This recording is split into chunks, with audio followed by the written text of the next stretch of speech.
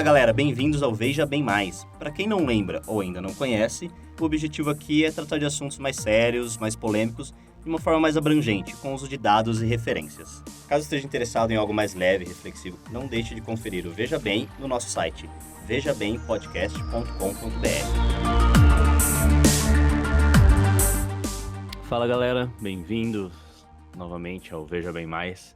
E hoje a gente tá aqui na última etapa, eu acho, né? Porque achamos que o episódio anterior era a última parte, mas acabamos que foi necessário mais um episódio. O que é bom, na verdade, né? Que é sempre bom a gente ter mais conteúdo aí. Mas a gente vai continuar hoje a nossa conversa sobre racismo. E só pra, lembrar rapidamente aqui, na primeira parte a gente discutiu e definiu principalmente alguns termos, né? Como o próprio raça e etnia. A gente falou um pouco aí sobre a diferença desses dois termos. A gente entrou um pouco também em conversar um pouco sobre o sistema de castas, que é uma coisa diferente, mas, né, ao mesmo tempo faz parte aí desse sistema, por dizer. E no segundo episódio, a gente entrou falando sobre algo que a gente deixou de fora no primeiro episódio, mas é tão importante quanto, que era o termo de xenofobia, que é algo que principalmente aqui no Brasil a gente tem escutado bastante graças ao coronavírus e etc, né? E depois o César entrou aí numa grande aula de história pra gente, sobre como, né, quais foram os fatores históricos que levaram o racismo a ser o que é hoje. E a gente também começou a responder o que era para ser a nossa última pergunta ali do porquê as pessoas ainda são racistas. E, bom, a gente respondeu de uma forma, digamos, mais histórica, e hoje a gente vai continuar nessa pergunta aí, mas vamos falar mais sobre o hoje, né? Sobre como as coisas são hoje em dia. E também, como eu deixei falando lá da última vez, que a gente vai conversar um pouco sobre se cotas funcionam ou não e quais são outras formas a gente mitigar isso daí. E, bom, antes da gente talvez vamos direto para a pergunta já, ou vocês querem comentar alguma coisa antes? Não, eu acho melhor se colocar na pergunta pra já dar o contexto e começar, pra gente não devagar demais. César?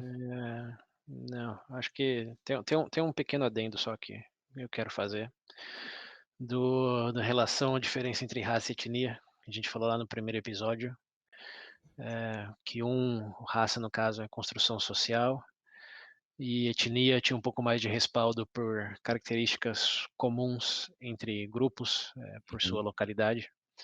Mas um fator que ficou de fora disso daí é que na definição de etnia existe um componente hereditário. Ou seja, por mais que você compartilhe certas características como linguagem ou preferências ou comida, elementos culturais, também existe um componente hereditário que é essencial para o conceito de etnia. Se tiver, por exemplo, um grupo de pessoas que jogam, como que é Dungeons Dragons em português? É É, Dungeons Dragons mesmo, não? Acho que eu nunca ouvi Dungeons o nome em Dragons. português. Acho que Dungeons Dragons hoje em dia pode falar Dungeons É Dragons, todo mundo vai saber o que é. um grupo que joga RPG, né? Se todo mundo naquela localidade joga RPG, você não pode falar que a sua etnia é de RPGistas, algo assim. sim. Isso soa um pouco intuitivo, mas compartilha de algumas outras concepções equivocadas nesse sentido de compartilhar gostos e preferências por elementos hereditários. Que, claro, se todo mundo pintar o cabelo de verde, por exemplo, eles vão ter essa comunalidade, mas você não pode falar que é a etnia do cabelo verde. Embora os irlandeses, como a gente também já comentou em algum momento, se naturalmente tiver o cabelo ruivo, isso sim pode ser um componente para determinar uma certa etnia. Então vem um pouco aí do natural, que lógico, como a gente falou dos caiçaras também, você pode desenvolver ao longo do tempo, que a primeira geração não vai ter nenhum componente hereditário, mas 3, 4 gerações para frente, tendo exposição às mesmas variáveis ambientais, é bem provável que algo vai peculiarizar aquele grupo de pessoas daquela região, e aí sim você poderia definir como uma etnia. Então, só para bater o martelo aí nessa diferença, que raça realmente é só uma historinha, enquanto que a etnia existe esse elemento um pouco mais científico validado. Mas claro, é um componente de muitos, né? Não é só Não é cor de só cabelo, ele. Uhum. mas é bem essencial. Sem esse componente aí, a linha fica um pouco mais cinza de se é etnia ou não. Vamos ser sinceros, se for um alemão jogar você no meio da Argélia, apesar de você falar o idioma, ter dos mesmos hábitos, é normal as pessoas olharem e realmente ver uma diferença, né? É impossível não notar, Sim. Não, isso é origem, né? mas aí o neto desse alemão lá, por exemplo, já fica difícil definir, Sim, classificar essa pessoa como argeliano, é alemão, é descendente de é, alemão, mas etnicamente argeliano, porque já está lá faz tantas gerações e já fala idioma, já pratica os mesmos hábitos culturais e dependendo da miscigenação de casamentos aí também, né?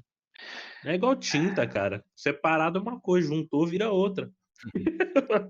Né?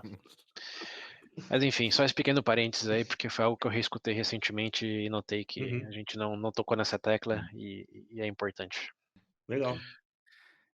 Bom, então vamos voltar para nossa pergunta lá do final do último episódio. Por que as pessoas são racistas? Agora tomando de um ponto mais atual aí. Eu quero aproveitar essa pergunta para colocar de uma maneira mais simplificada do que a gente respondeu na parte 2, que era crescer ou ser descendente de uma narrativa no qual essa visão aí de um povo inferior ao outro é parte da sua realidade, mas algo que talvez eu não deixei explícito ao ponto de ficar satisfeito com a resposta é que por ser narrativa é algo que você aprende, né? Então, a resposta que eu realmente queria dar é porque as pessoas são racistas, porque elas aprenderam a ser. Uhum. E isso, né, tem a ver com toda a história que a gente compartilhou, mas também tem a ver com o exercício de ensinar, que lógico está no contexto, mas é algo ativo, não é algo passivo de que as pessoas absorvem por osmose, assim, Não sem é ninguém dizer inerente, nada. né? Não é inerente, você É, nasce sendo, né? exato. Você pode, mesmo que sua família não seja, você pode crescer sendo por outras narrativas ao seu redor que te condicionam a acreditar naquilo. Mas um exemplo que a gente já até deu um exemplo não, um caso que a gente contou num VB bem antigo, de 2016, que foi experimentos científicos, não sei se vocês lembram disso daí, o VB 16, eu quero dizer, talvez tenha sido 17. Espanta como você lembra os números. Estava entre o 15 e o 20. Mas a gente falou de experimentos sociais lá que tinham nos surpreendidos e alguns critérios para um estudo ser válido ou não. Hum. Naquele capítulo, se eu não me engano, foi o Pedro até quem veio com o exemplo de crianças numa escola lá nos Estados Unidos, que a professora separou eles entre alunos de olhos castanhos e olhos azuis. Você lembra disso, Uhum. Pedro? Eu lembro, Putz, eu agora lembro, eu lembro vagamente agora que é, você falou. eu lembro disso, mas eu não lembro qual foi o resultado do. É. Então, esse foi um experimento bem icônico no sentido como as pessoas aprendem a discriminar outras pessoas, Uhum, que era um grupo de crianças do primário, 5, 6 anos, que a professora lá nos Estados Unidos separou um dia qualquer, falou: hoje eu vou separar vocês entre Faz olhos parte dessa castanhos porra. e olhos azuis, e eu não sei se vocês sabiam, mas as pessoas de olhos castanhos são um pouco menos inteligentes do que as pessoas de olhos azuis. Então ela falou isso e óbvio, a criança já Hum. começaram a caçoar uma da outra, falando: eu tenho olho azul, as crianças de olhos azuis começaram a se agrupar entre elas. E imediatamente depois que a professora falou isso, ela começou a dar aula normal, que ela queria ver como que eles iam conciliar essa nova informação, né, que até aquele momento eram todos iguais, e a partir de que ela disse aquilo, eles já estão começando a se ver diferentes. E ela pediu para uma aluna de olhos castanhos ler uma certa página do livro lá. Agora tá falando de ler, acho que não foi 5, 6 anos não, acho que foi 7, 8, para ter que ler alguma coisa. Mas enfim, menos de 9, isso eu tenho certeza, eram crianças mesmo, não era pré-adolescentes nem nada nesse sentido. E essa criança, essa menina, ela não achou a página, ou teve dificuldade, demorou 2 segundos a mais, e todas as crianças já zoaram dela, falando: é lógico que tem olho castanho, olha como ela não consegue achar a página certa do livro. Então eles começaram a caçoar dessa menina em alguns minutos depois da professora aleatoriamente fazer essa segregação. Hum. E depois, no intervalo, ela observou também que as crianças de olhos azuis começaram a se aglomerar entre eles e tirar sarro das crianças de olhos castanhos que se sentiram alienadas e não brincavam no parquinho com os demais. E depois foram reclamar com a professora que estavam sendo debochados.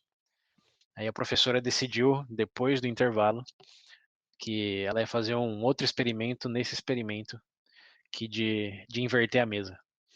Ela disse, na Lembrei. verdade, eu estava enganada quando eu disse aquilo antes do intervalo. São as crianças de olhos castanhos que são mais inteligentes que a de olhos azuis. E, Sim.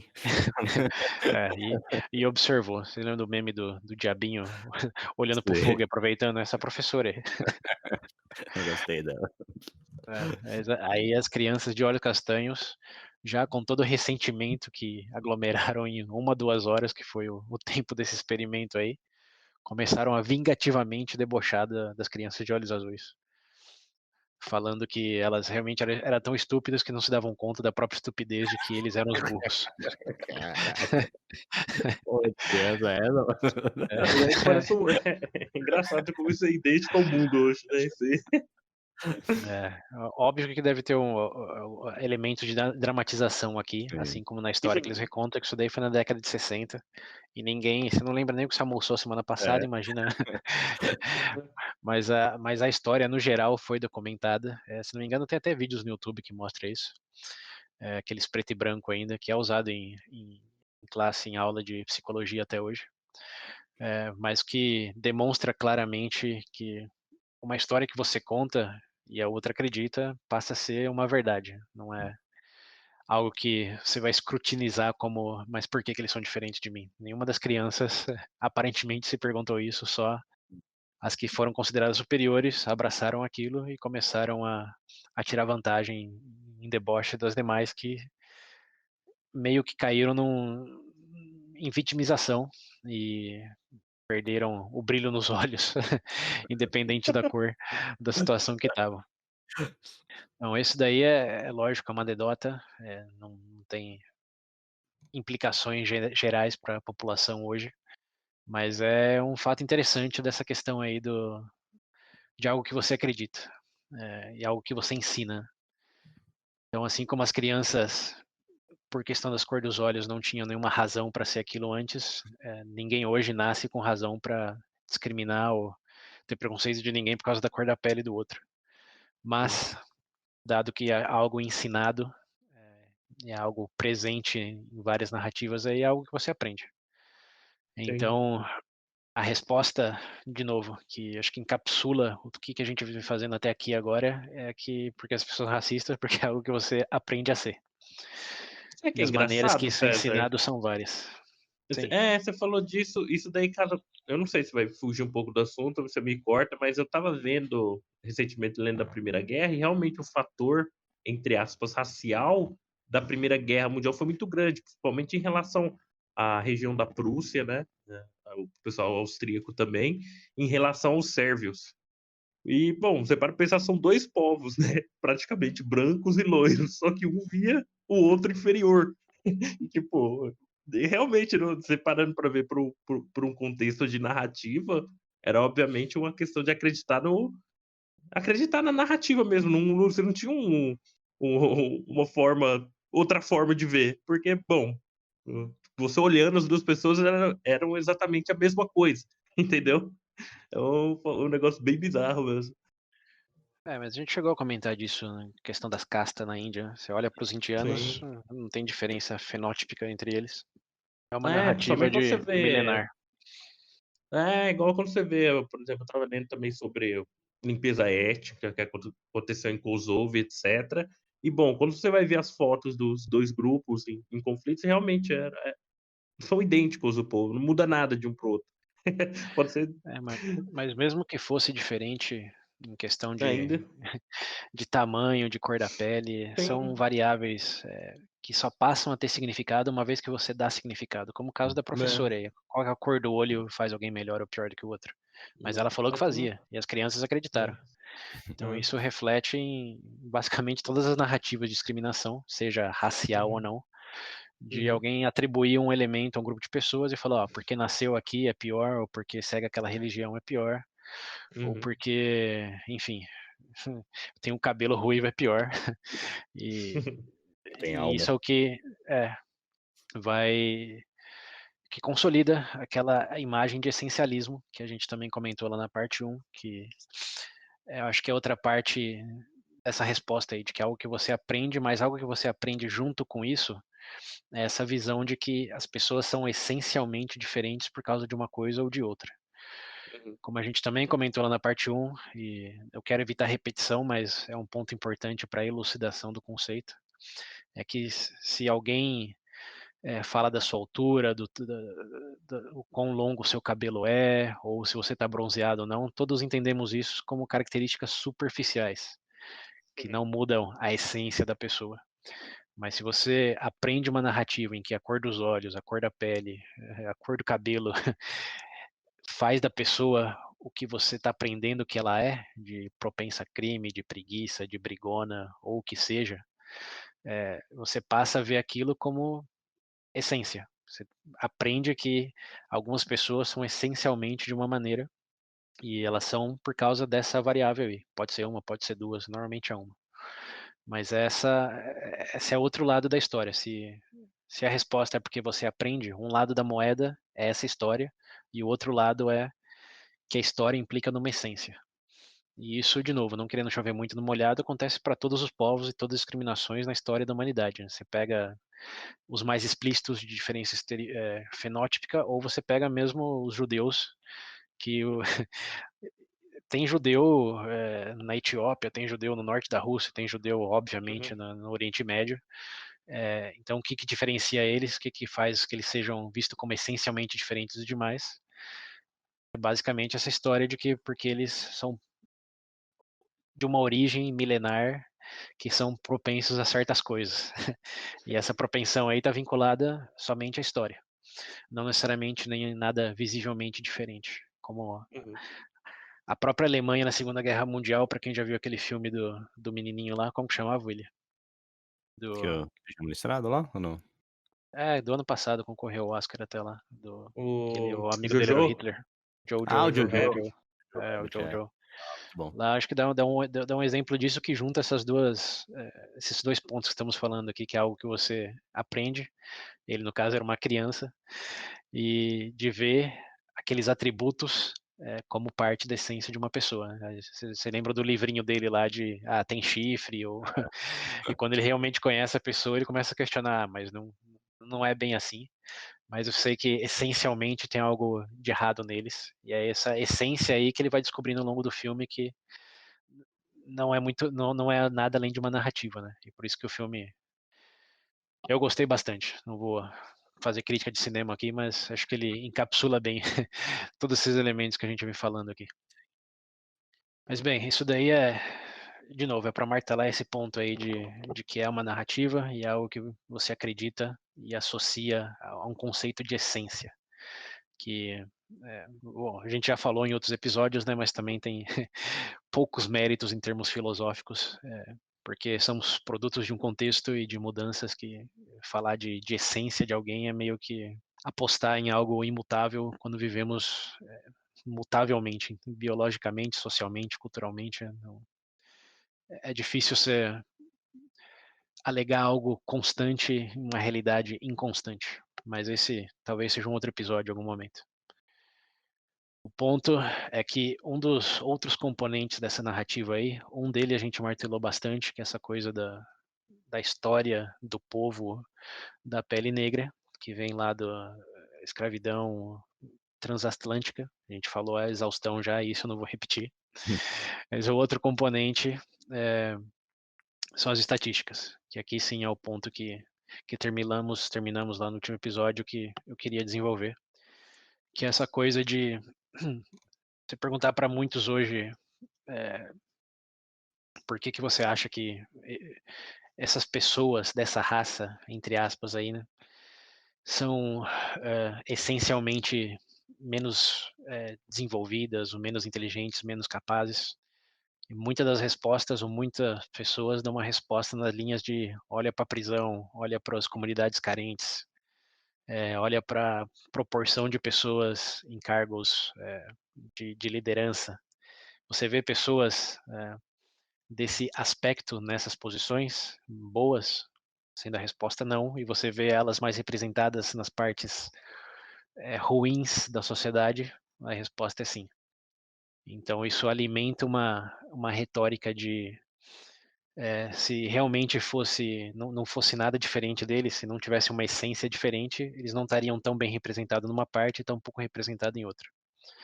O que eu acho que para todo mundo escutando o nosso episódio aqui já sabe que é uma análise meio retroativa essa olhar para o hoje e concluir que isso só existe naquele próprio momento, né, que não veio de nenhum outro lugar e que realmente representa uma essência.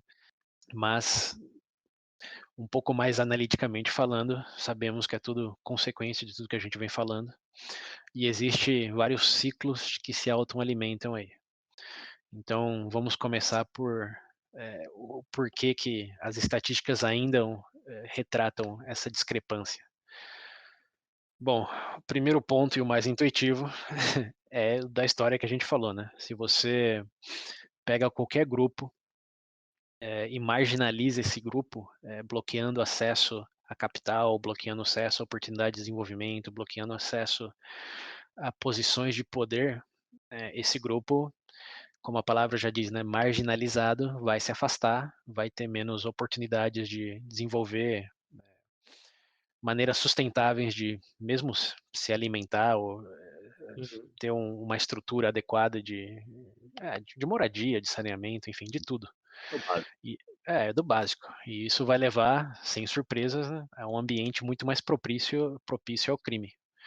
Porque a grande pergunta aí é como que você, focando nessa parte aí de alimentação, de renda, como que você garante recursos, sendo que existe uma discriminação, sendo que existe um bloqueio para acesso de oportunidades? Como que você ganha dinheiro sem poder usar das vias legais e formais para fazer isso?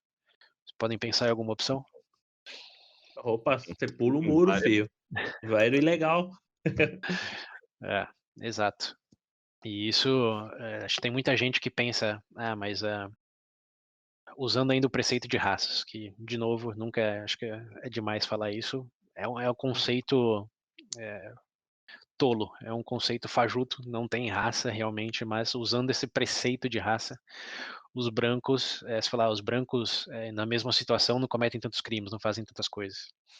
Isso daí é uma percepção também equivocada, porque primeiro a realidade é que não temos brancos na mesma proporção, nas mesmas situações, porque não tiveram 200 anos de discriminação da mesma maneira que os negros. E a outra parte Só vai lá pros Balcãs, então. então, a outra parte, isso é falando da nossa realidade aqui, né, pensando no Brasil.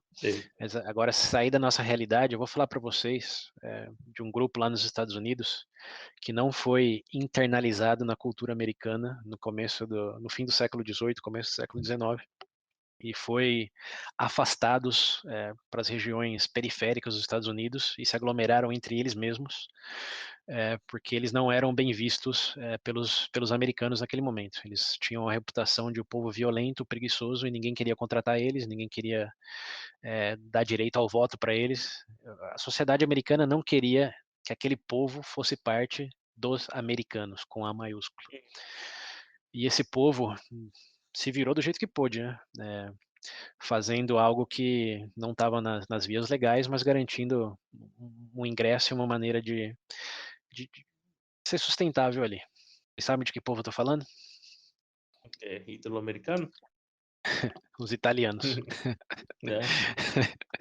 Os italianos foram fortemente marginalizados lá, e a maneira que eles sobreviveram foi com a máfia. A máfia, como vocês sabem, foi bem forte nos Estados Unidos, não é à toa que a gente vê filme do Scorsese sobre isso até hoje. Ou várias e várias séries, né? Mas foi a maneira que eles encontraram de sustentar num país que não aceitavam eles como um grupo de pessoas respeitáveis que pudesse civicamente participar da economia ou da política. Sangue Então você quente, que eles não, falavam. Peraí, Assiste além peraí. cassino. É só isso. assistir cassino. Além de essencialmente corruptos, além de Né? essencialmente preguiçosos, além de essencialmente não inteligentes, tinha todo esses preceitos sobre italianos, que não à toa, de novo, a região da periferia de Boston ali, por exemplo, só tem italiano, que hoje já não é bem periferia, né? Porque qual que é Sim. aquela palavra que a gente gosta aqui?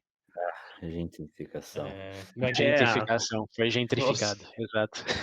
Boa, William, boa memória. Mas antes não, era equivalente à comunidade carente, de um povo Sim. extremamente marginalizado que criou a máfia para se conseguir se dar bem ali. Ó, quer ver um exemplo? Assiste quem todo mundo já viu Poderoso Chefão 2, quando conta o Vito Corleone jovem, é só lembrar daquilo, tu lembra? A Não, miséria que era. sim, sim. Então, essa é a questão de que aqui no Brasil, por razões históricas, a gente Uhum, vê essa marginalização com pessoas negras, pardas, uhum, e pensa que isso é um elemento que diz algo sobre a essência deles. Mas e pensando, uhum, não, se fossem brancos não teria tanta criminalidade, não estariam aí até hoje, coisas nessas vertentes. nunca é Mas a tão real é fácil. que a real é que esse não estaria aí até hoje também passa por outras questões de essa estrutura racial mesmo que para os imigrantes, por mais que eles tenham chegado em condições desfavorecidas, eles tiveram uma internalização que o negro nunca teve ao ponto de realmente ter as mesmas oportunidades que os brancos. Como vamos pegar o Brasil mesmo, sair um pouco dos Estados Unidos. Vocês sabiam que, e isso até tem que agradecer um ouvinte aí que mandou um link com essa história. Você sabe quem você é, ouvinte, valeu. Que quando foi abolida a escravidão aqui no Brasil, coincidiu dos italianos e os espanhóis, mais que nada os italianos, mas vierem procurando trabalho por causa da situação de guerra lá na Europa. Sim. E lá eles já tinham uma cultura muito forte de ter a própria terra e trabalhar com a própria terra. Então, quando eles chegaram aqui e a escravidão tinha sido abolida, os ex-donos de escravo, viram isso como uma excelente notícia. Hum. Por quê? Existia um povo que queria trabalhar na terra, que não tinha nenhuma associação negativa de ter passado gerações escravizados nela, com recursos paupérrimos. E Mão de existiu, obra qualificada.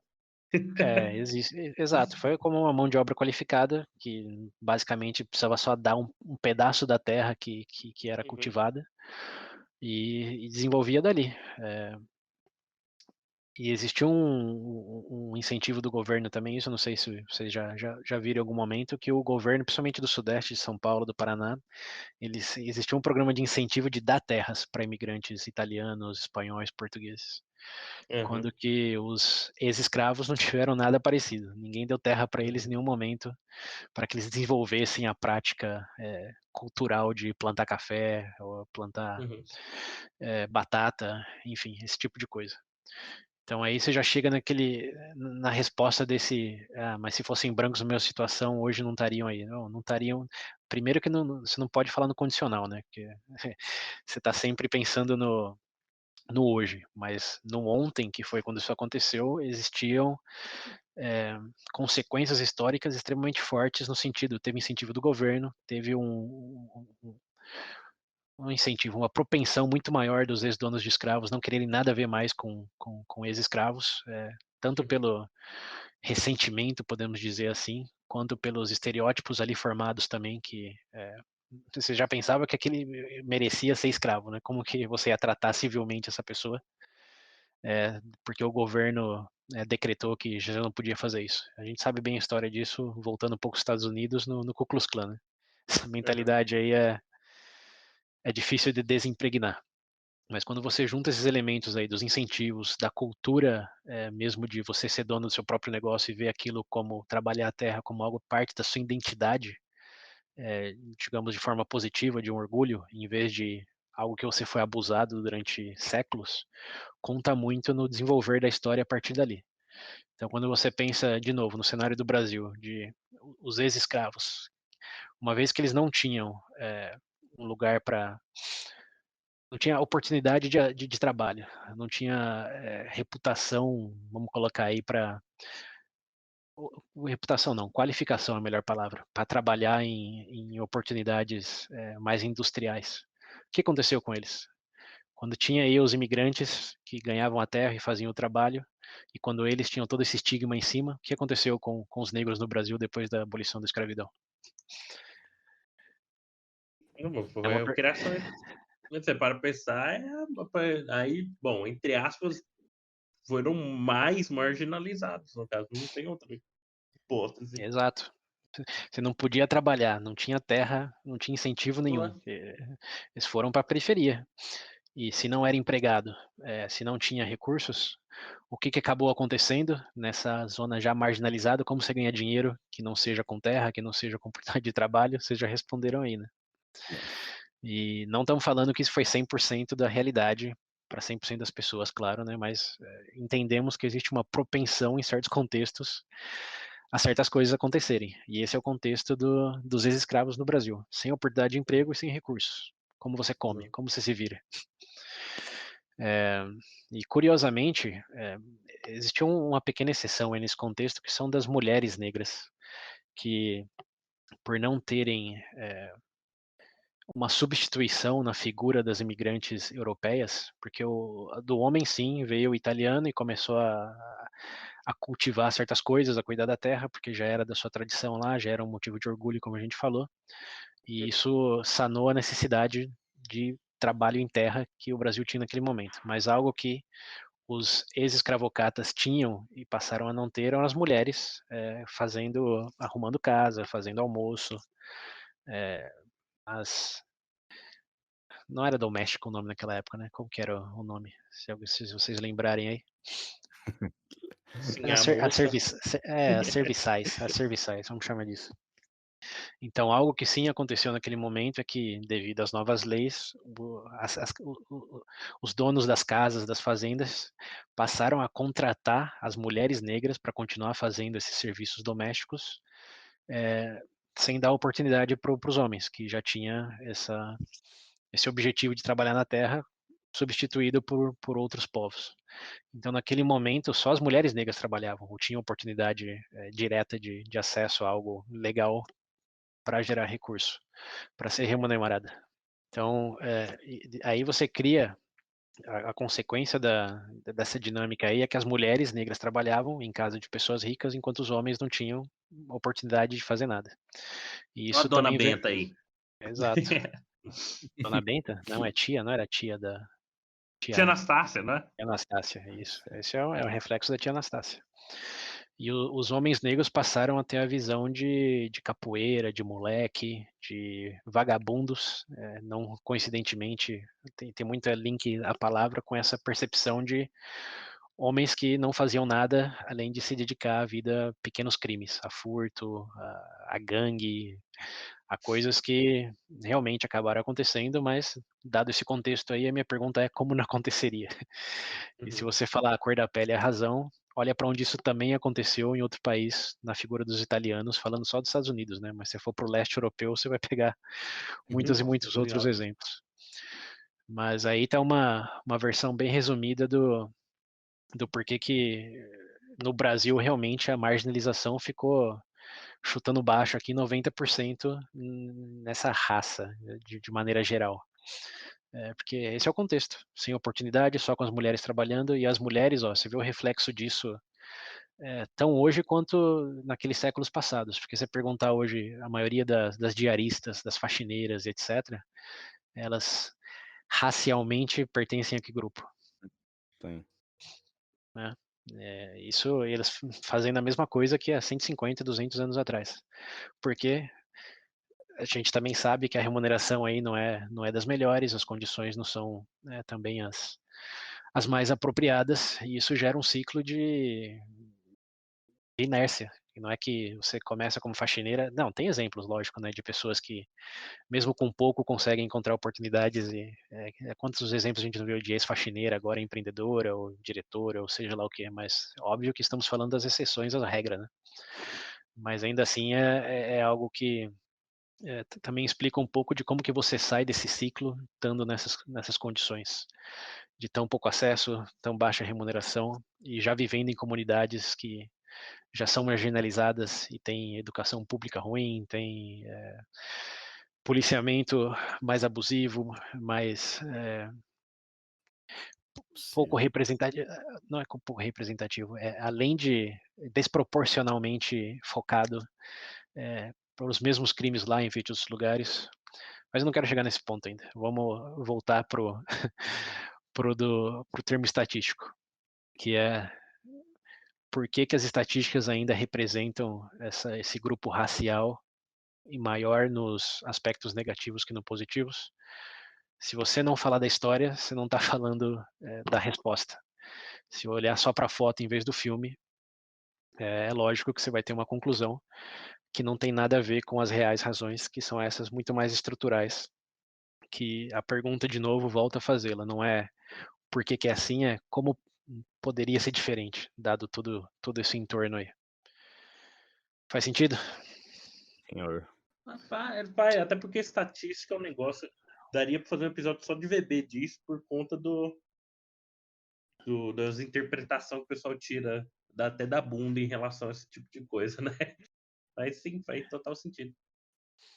Não é à toa que dizem que tem tem dois tem acho que há dois tipos de mentiras, né? Tem a Né? mentira normal, explícita e tem estatísticas. Existem dois tipos de Né? mentiras, a mentira comum e a estatística.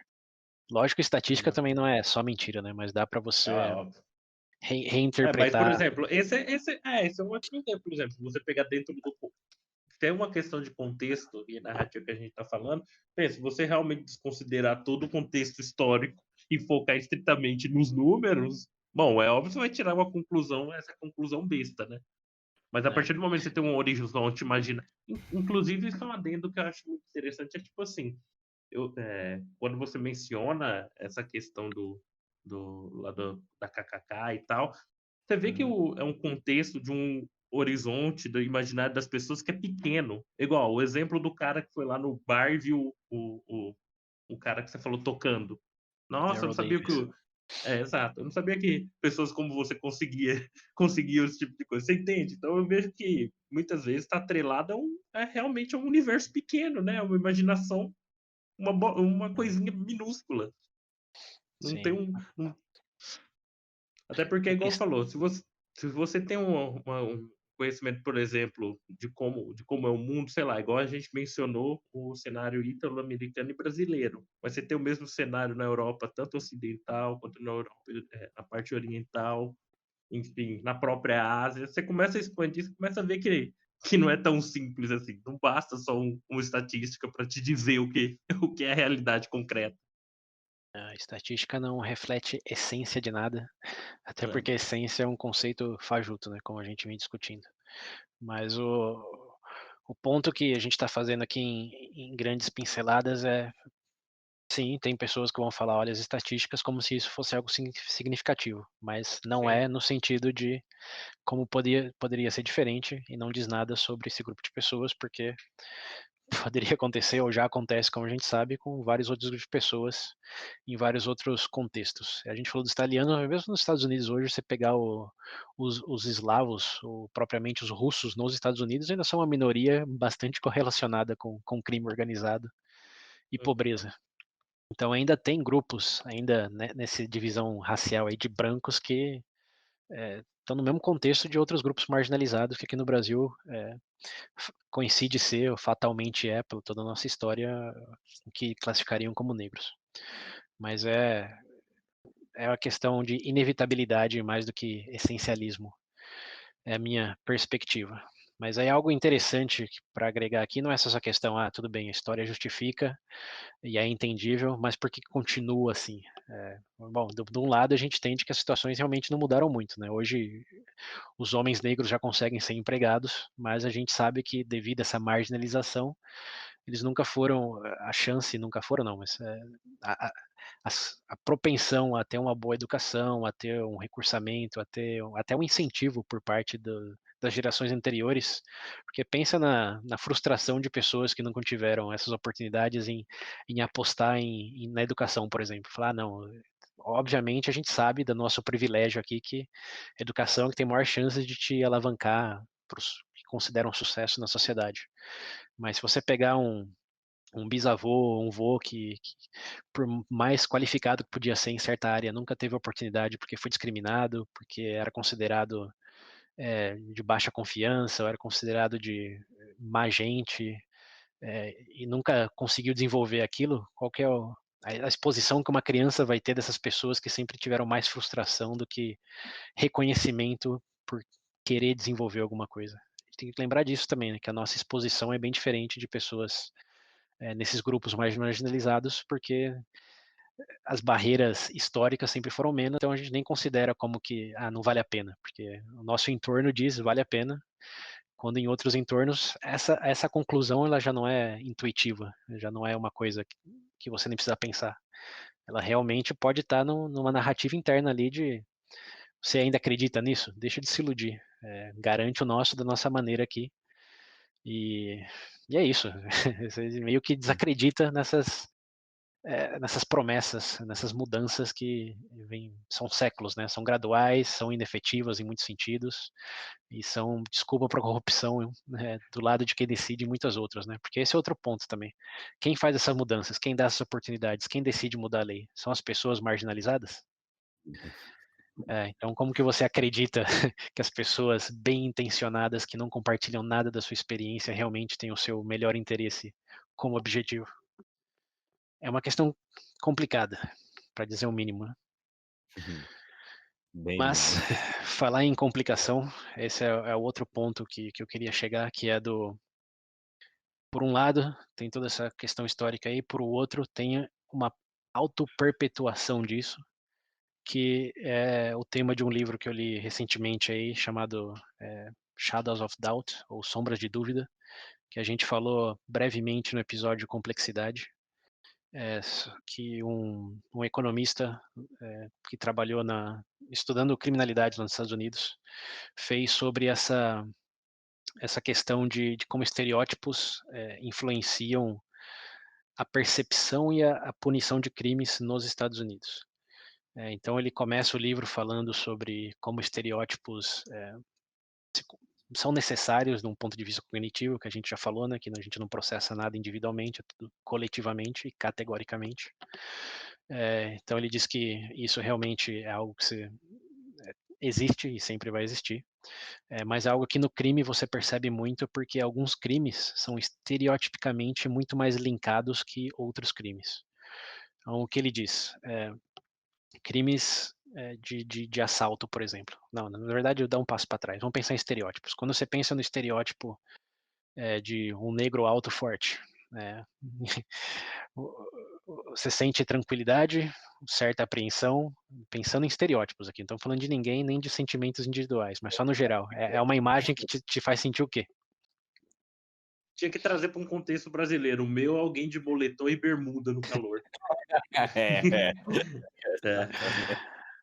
Isso me Boa. dá- Esse é daí um contexto americano. Eu já tava pensando, 50 Cent já ia começar aqui.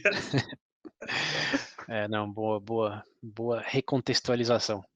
Mas o Agora- efeito é o mesmo. Lá nos Estados Unidos, essa imagem está associada a uma certa apreensão, a uma certa visão de violência, criminalidade, que já existe por causa de todo esse contexto histórico aí, dessas estatísticas que ainda refletem a consequência de toda essa história. Mas é o estereótipo que está ali e as pessoas existe, né? Não estamos falando da validade, estamos falando existe. E o que ele alega é que esse estereótipo, se você é uma pessoa negra, alta e forte, e você não tem muitas oportunidades de avançar na vida de maneiras mais dentro do aceito, da lei, etc., é muito fácil você cometer crimes no qual o seu estereótipo te ajuda. Ou seja, se você decidiu que vai entrar para falar de um exemplo bizarro, que vai entrar na vida do crime, você pode cometer fraude fiscal, você pode roubar banco, pode roubar casas de férias que foram abandonadas, ou pode cometer um assalto, fazer um assalto. O que o seu estereótipo mais te ajuda em cada contexto? Se você for 1,30 m, gordinho, e for cometer um assalto, qual que é a reação mais esperada nesse contexto? E aí, Você vai Vai ser levar linchado na rua. um tapa na cara. É. Agora, se você for 1,90 m, nos Estados Unidos de novo, negro e forte, você não precisa nem ameaçar. É a conclusão do autor do livro. Ele relata experiências de até professores universitários que tinham esse perfil, né, e quando caminhavam no parque universitário, ele sentia que as pessoas atravessavam a rua, que se afastavam, e ele sabia que era a imagem dele que dava aquela impressão, né, que não tinha nada a ver com ele, um professor universitário, que ele ia representar ameaça real para alguém. Mas as pessoas percebiam isso dele. E algo que ele fez para mitigar um pouco isso foi assobiar musiquinhas do Beatles enquanto ele caminhava. E que isso fazia com que as pessoas se tranquilizassem, porque alguém assobiando a música do Beatles claramente não vai querer te assaltar, né. Ou Melhor do que já pensou, ele começa a assoviar um Notorious B.I.G., aí o povo vai correr dele mesmo. Mas ainda assim é ridículo que você tem que começar a cantar no meio da rua para Sim, que não seja uma ameaça. Mas o sim. que ele relata é que, ele sentia que se ele realmente quisesse o celular, a carteira de alguém, ele só precisava se aproximar e falar: "Ó, isso é um assalto, me dá os seus pertences". Ele só precisava beija a falar mão, né? isso. Não precisava falar nada, não precisava mostrar nada, era só chegar perto e falar isso. Já E sabe, né, só chega perto e fala assim. ele falou, isso fazia ele se sentir com um poder de que ele nunca sentiu antes de nenhuma outra maneira, né, de a pessoa te olhar assim e já se retrair, sabe, e fazer como que é, comply, de obedecer. Você tem uma obediência imediata por causa desse estereótipo. Então, se você pensar na falta de oportunidades aí de pessoas marginalizadas, na falta de poder efetivamente que elas têm para absolutamente tudo, e o que essa estereótipo dá para elas nesse contexto de assalto, é tudo ao contrário. Elas têm A obediência crise imediata. eles chamam inclusive não nesse contexto, mas tem um negócio que chama, que eles chamam tipo não sei, não é bem crise, mas vou usar crise porque eu não lembro a palavra certa. Chama crise Uhum, de pequeno poder. Quando você tem uma pessoa, por exemplo, nessa situação que passa marginalizada e não consegue se impor, e de uhum. repente ela adquire uma ferramenta, um poder de persuasão muito forte, vamos dizer que é meio que encantador, né? A pessoa perde um Sim, pouco, pode perder um pouco o controle de como manter sim. relações. Em outros termos, é a famosa compensação. Acontece muito com donos de carro grande, mas aqui estamos falando de aqui estamos falando de violência e pessoas marginalizadas.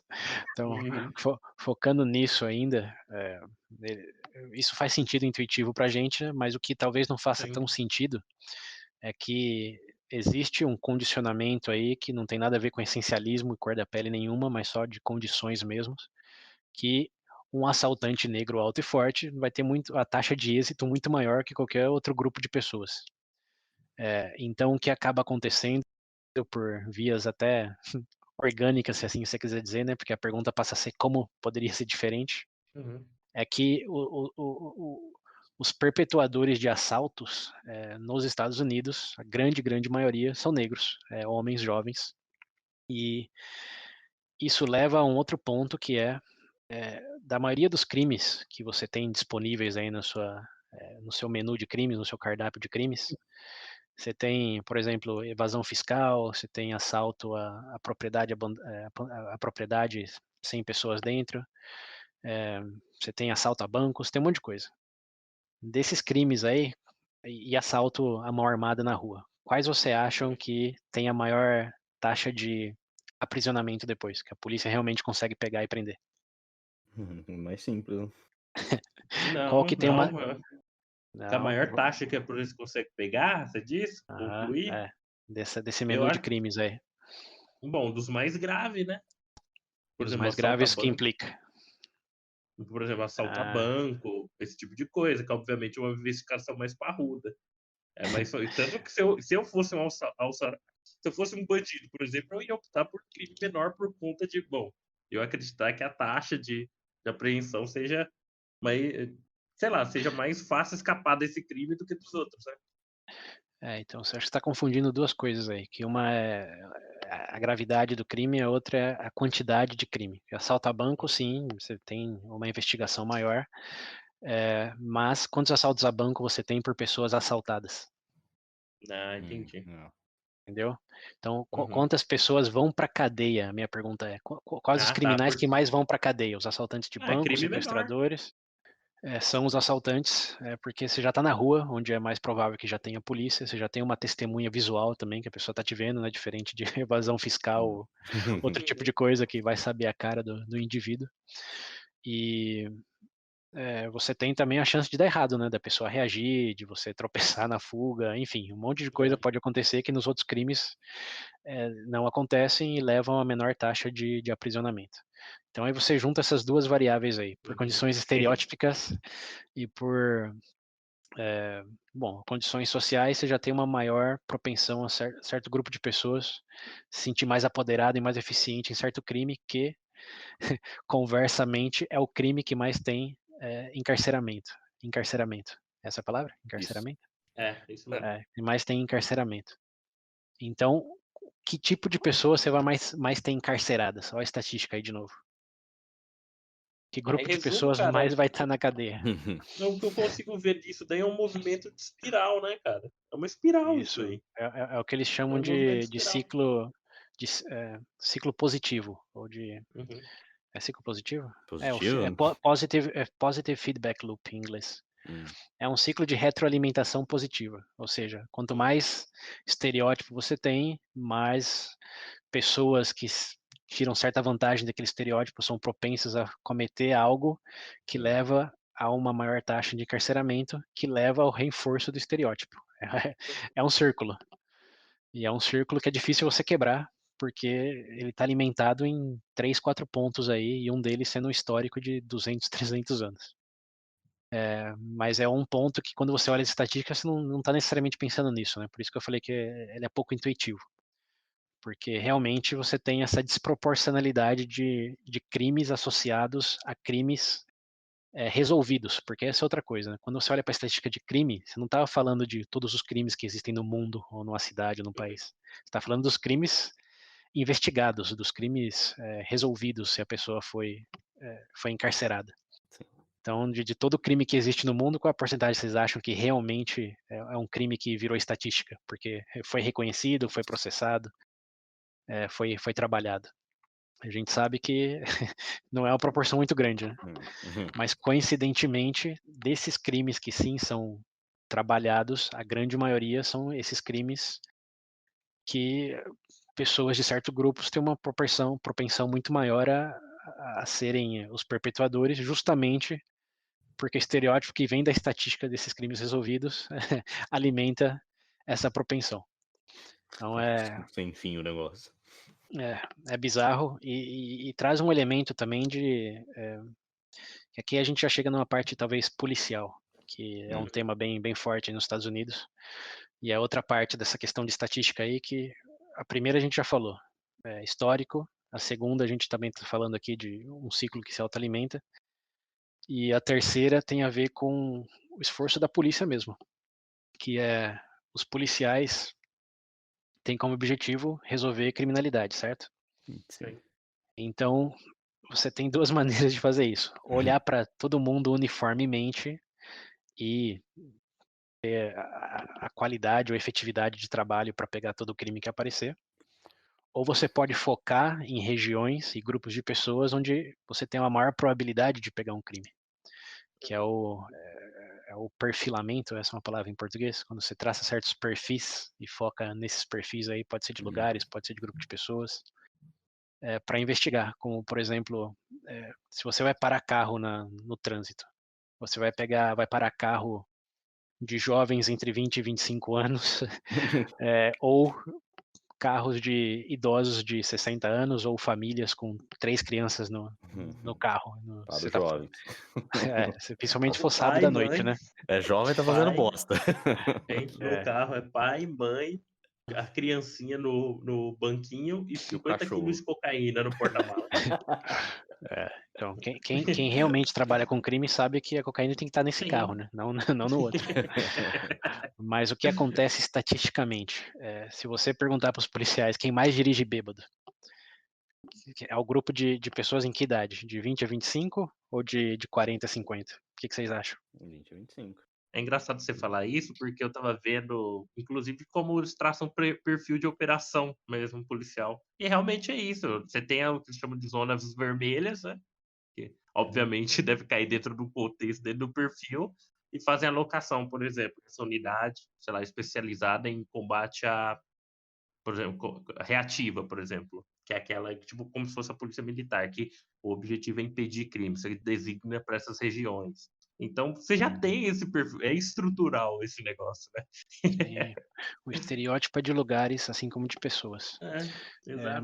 Mas ao ponto da estatística de pessoas bêbadas, por exemplo, é intuitivo pra gente de que sim, de 20 a 25 anos é maior, mas o ponto que eu quero martelar é, se os policiais estão parando pessoas entre 20 e 25 e estão registrando pessoas embriagadas nessa faixa, é porque necessariamente todo mundo entre 20 e 25, a grande maioria, dirige bêbado, ou é porque os policiais não têm registro das pessoas que eles não estão parando entre 40 e 50? Vocês sabem Bom, quantas pessoas entre 40 e 50 realmente vai no bar e dirige embriagada? A gente está falando de grandes estatísticas aqui, mas só em anedota eu conheço pelo menos umas 5, 6 pessoas não, mas Conheço até sabe entre qual que mais, é a 40 e parte 50 que fazem isso sabe que é tranquilamente. realmente a parte pior disso tudo? Porque, bom, de verdade, eu acho que fazem isso porque realmente, entre aspas, é mais fácil e dá uma sensação de estar fazendo alguma coisa. Porque De sejamos atividade. sinceros, todo mundo faz merda. Bom, a única hipótese possível seria se existisse uma força policial para patrulhar 24 horas todas as pessoas do país. Entendeu? Exato. Que não funciona para ninguém, né? Mas Ou então a solução seria, bom, já que a gente não consegue chegar no. Obviamente, para ser justo com todo mundo, todo mundo a partir de hoje vai ser, sei lá, vai estar sob vigia ou coisa do tipo. É o único contexto que seria possível ser, entre aspas, justo. E nem justo, para ser sincero. só totalitário. Só se. É, mas o ponto aqui não é nem realmente isso da justiça, é uma questão de só o quanto que a estatística realmente está refletindo de uma realidade, de uma essência de algum grupo de pessoas ou de certos crimes. Que a gente já viu por 2 outras razões que é pouco. Agora tem uma terceira que diminui menos ainda vamos colocar aqui entre aspas, a real realidade desses números aí. Que obviamente se você está olhando só para um grupo de pessoas, e está registrando esses crimes, você vai automaticamente associar esse crime a esse grupo de pessoas. Você não está olhando para os outros. É como você pescar num lago só de 3 lagos e falar que essa região só tem esse tipo de peixe. Você está pescando só num lago. Como a estatística, assim, é matemática. Você está falando, 80% dos peixes nessa região são esses, tá? Mas você está pescando em um lago. Tem 3, ou tem 10 lagos. Então, qual que é a veracidade, digamos, no sentido, a realidade é essa? Não, a realidade das estatísticas é essa, porque você está pescando nesse lago, nesse horário, e é isso que você está registrando. Mas se realmente você parasse 100% dos carros no trânsito, de sábado à noite, será mesmo que a população entre 20 e 25 seria desproporcionalmente mais embriagada do que aqueles de 30 para cima, por exemplo? Eu genuinamente não sei. Eu só sei que você tem entre 40 e 50, você tem muito menos chance de ser parado na volta para casa. Até porque você vai estar dirigindo um carro melhor, você já vai ter uma cara de poker face um pouco melhor também para depois que bebeu. Mas vai estar embriagado do mesmo jeito. Tá cometendo um crime igual que o carinha de 22 anos no Celtinha 1.0. Mas o policial não vai olhar para você 2 vezes. Olha a minha idade, rapaz. Já vivi muito. E isso, curiosamente, eu tô falando aqui de embriaguez, mas nos Estados Unidos teve um experimento lá no norte qual que é o nome do estado lá? Não vou lembrar o estado, acho que era Pensilvânia. Mas de que eles fizeram esse experimento aí de parar 100% das pessoas, em vez de parar só o que eles achavam que tinha maior propensão em ter alguma coisa fora da lei ali. E nesse pequeno estudo aí, que foi uma semana, não sei se tem a maior validade estatística do mundo, assim, tudo considerado, mas foi algo diferente que eles fizeram, que realmente de novo, não sei se é essa palavra em português, mas o perfilamento racial que existe lá é bem maior do que aqui, né? Como vocês veem pela notícia afora aí. Sim. A chance de pararem o seu carro se você é negro nos Estados Unidos é 15 vezes maior do que se você for branco. E eles, nesse experimento, falaram, não, vamos parar todo mundo igual. E descobriram que tinha mais coisas ilegais no carro, como quantidades pequenas de droga, ou carteira vencida, ou para-brisa que não funcionava, eram os brancos, não eram os negros. E era uma diferença, tipo, de 15% dos brancos foram parados, tinha alguma irregularidade no carro, enquanto que os negros, de novo, 100%, considerando novo, velho, família, solteiro, era 7%, basicamente o dobro, Sim. o dobro da representatividade no público branco. Só que você fala, pô, mas por que então eles param, você vê tanto mais caso de apreensão de ilegalidade em motoristas negros nos Estados Unidos? Porque é só que eles estão parando. Sim. Se 90% do carro que eles param, obviamente, 80% do crime vai estar nesses carros que eles param. Então, de novo, a gente volta nessa coisa da conclusão alimentando a premissa em vez de ao contrário.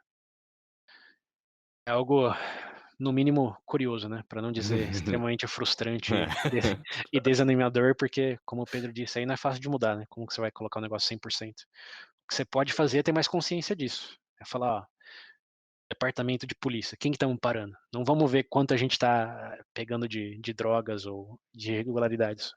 Quero ver a estatística de quem que a gente está parando. Se está numa coisa mais Pareto, mais razoável de representatividade da população, ok. Mas a gente está parando 90% dos jovens negros, algo que já começou errado aí, né? Porque os Pra mim já brancos tá jovens tudo não cometem errado. nada. O negócio tá tudo. É por isso que eu falo, ó, vai ter que acabar com a polícia e cada um se vira. Pronto. Ó o radical aí, ó o radical. Mas aí vamos para um quarto elemento aqui, esse é curtinho, Tá. prometo, que é uma outra consequência dessas estatísticas aí, Certo. que é a taxa de encarceramento também tem muito a ver com o trabalho de detetives, de processamento do incidente, etc., que exige muita colaboração de vítimas, de testemunhas, etc. Por exemplo, se você não pegar só encarceramento, você pegar a taxa de homicídio, falar quem cometeu o homicídio, você precisa de uma investigação, a menos que tenha sido flagrante, né, tem todo um trabalho a ser feito. Sim. E quando você estruturalmente para mais pessoas por causa da cor da pele dela, ou está mais presente de maneira violenta em comunidades onde elas residem, o que você acha que acontece com a propensão, a probabilidade da pessoa que mora naquela comunidade ao cooperar com você? Que está parando pessoas sem razão, está usando violência abusiva em casos que não evidenciam necessidade disso. Qual que é a sua percepção dessa pessoa que está te pedindo ajuda para resolver um crime? Você acha que é boa? É tipo, não, eu vou te ajudar assim, você é camarada. Valeu. Não. Você fecha as comunidades, né? Exato. Essa que é a verdade. Você cria uma hostilidade por parte de quem pode te cooperar, resolver o crime, porque eles não empatizam com você. Porque talvez não seja você, o policial, o indivíduo lá, né, o seu Jorge, mas os policiais, no geral, ganham essa reputação de eles não querem o nosso bem. Que, de novo, volta naquela questão de o grupo que que não é marginalizado tentando ajudar o marginalizado, né? Vem estendendo a mão, deixa que eu te ajudo, quando toda a evidência histórica mostra que essa mão estendida não é bem para ajudar, ou nunca foi historicamente até aquele momento. Então você aí cria também uma questão de se eles não conseguem a cooperação de testemunhas, porque já existe essa hostilidade de maneira geral, eles resolvem menos crime. E se eles resolvem menos crime, tem que lembrar que detetive é pago para resolver coisa, né? Eles não vão investir tantos recursos em tentar resolver crime dessas regiões mais periféricas ou que envolvem certos grupos de pessoas.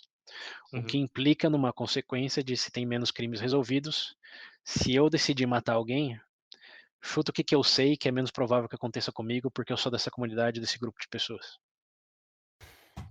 Agora, a vida do crime agora. Exatamente. Tem menos chance de ser pego. Então, mata mesmo, dá tiro. O que vai botar o nariz aqui? 9 tiros. E de novo, não é uma questão de a essência da pessoa é de ser mais violenta, senão que o estereótipo já é um e o recursamento policial já é menor. E tem uma maior as condições são melhores para você chegar nessa conclusão.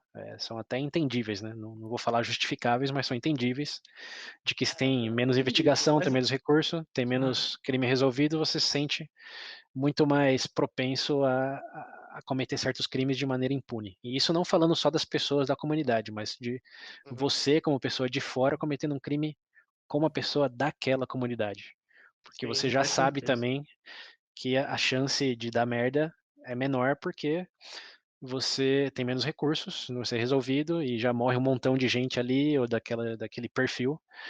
E isso implica, e aqui chegamos no grande momento, numa frase bem popular aí, de uma percepção nos Estados Unidos de que vidas negras não importam, Uhum. porque não tem recurso dedicado a isso, não tem uma atividade proativa de tentar mudar isso na raiz, que é no acesso à oportunidade, a saneamento, etc, etc. Mas simplesmente de viver na perpetuidade dessas condições aí de não vai dar em nada, não importa, porque já tem muito. Que a estatística já estereotipa dessa maneira, a chance de realmente dar algum problema é menor, então usa força em excesso mesmo, mata. O que importa? Não Essas importa. essas coisas é foda, mas ainda eu fico assim, tipo, eu entendo, justificava, mas você não mata mesmo? Porra, cara, então, né? Óbvio que eu tô dramatizando aqui, né? Não é essa visão coringa na maioria das vezes. Mas o Caralho. sentimento por detrás é: vou usar força excessiva, vou invadir. Se eu ver tirando um celular do bolso, eu vou atirar e falar que é arma, porque eu vou falar não, talvez você nem falar, mas já tá tudo tão imbuído na questão de é mais perigoso e já tô num contexto onde o meu respaldo, se alguma merda acontecer, é bem maior do que a chance de algo ruim acontecer comigo, que as coisas entram de novo, na questão de qual a propensão de dar merda de um lado e dar merda do outro. Hum.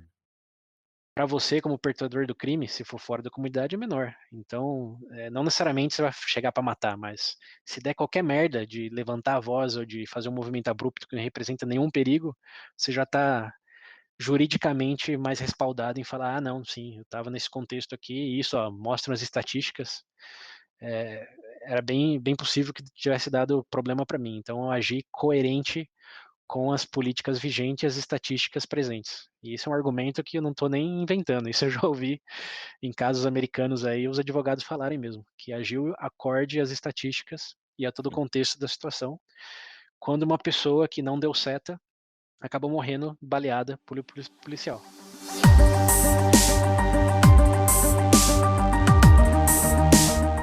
Bom, depois desse grande papo, dessa conversa aí, acho que deu pra gente entender que essa é uma questão muito, muito complexa, né? Muito complicada. Mas focando ainda mais no hoje aqui, vocês acham que há uma forma de a gente mitigar isso, de melhorar essa situação? Que situação. O racismo. Ah, pensei que você tá falando de algo um pouquinho maior, um pouquinho mais abarcativo. Só o racismo, só? Só o racismo, coisa básica. Daqui eu tenho uma A receita gente de bolo aqui. tem que sair desse episódio com a solução pro final do racismo. Esse é o ponto. Bom, eu tenho duas aqui, vejo isso em duas vertentes. Tem a uma que já vem sendo feita através, seja pequenos trabalhos pequenos, como o César mencionou, como é que é Daryl o quê? O nome do Daryl Davis. Daryl Davis, né? Que é realmente um trabalho interessante e que eu realmente acho que é muito significativo. E, bom, tem a segunda hipótese aí, que é o povo ficar pistola mesmo e já era. O que isso significa? Bom, eu vejo, falando sério agora, eu vejo que hoje temos, dentro do discurso, principalmente dos movimentos antirracistas, principalmente quando você fala direto com a minoria que está marginalizada, eu vejo um sentimento revanchista. É compreensível, sim, Mas, bom, eu vejo isso podendo ser uma forma de escalar para não para uma solução do problema, não de uma forma pacífica, sabe? Uhum. Você vê certas tensões raciais? Sim, né, e principalmente os casos agora, eu imagino que você está acompanhando os Estados Unidos de novo, né, que tá tendo aí de novo vamos dizer, não um conflito, mas um clima tenso por conta dos Uhum. últimos acontecimentos. Então eu vejo hoje, num contexto geral, 2 linhas. Você tem um trabalho realmente mais, não, Apaziguador. apaciguador, e só que ao mesmo tempo você tem uma outra vertente mais revanchista, principalmente quando são movimentos mais organizados, etc. Então, se você perguntar para mim hoje, eu vejo 2 tipos em relação ao antirracismo. Obviamente, eu acho o primeiro muito mais atrativo, né, por conta de que realmente é uma solução efetiva, porque é uma coisa o cara conseguir convencer um membro do KKK, dar um 180, cara a cara. Bom, é um trabalho, obviamente, pequeno em escala, mas muito mais representativo do que se Uhum. almeja, do que você conseguir buscar por meio da força e etc. Mas esse do Daryl Davis aí, você acha que eu não entendi bem onde tá a solução? É fazer igual a Não, ele? não fazer igual a ele, mas eu vejo que esses trabalhos uma questão de como ver, porque os Estados Unidos são comunidades fechadas, né? É difícil falar do contexto americano em relação ao brasileiro, mas eu vejo esse Uhum. trabalho talvez ser mais um trabalho interno de comunidade, aproximar, porque hoje são blocos fechados, né? São barreiras que ainda existem. E soluções vindo diretamente só do governo, por exemplo, para nivelar ou não, ainda falta um aspecto ali humano na relação, né? E obviamente, é igual você vê, toda vez que passa alguma medida, alguma coisa, principalmente por conta de discurso, de briga de curso de classes, por exemplo, ser pobre contra rico, branco contra negro, etc. Você tem um nivelamento, tudo bem, que vem do governo, mas ainda não tem essa característica, esse aspecto humano na discussão, e de vez em quando gera mais conflitos, né? Por que eu tenho que pagar por isso? Por exemplo, em relação a taxas.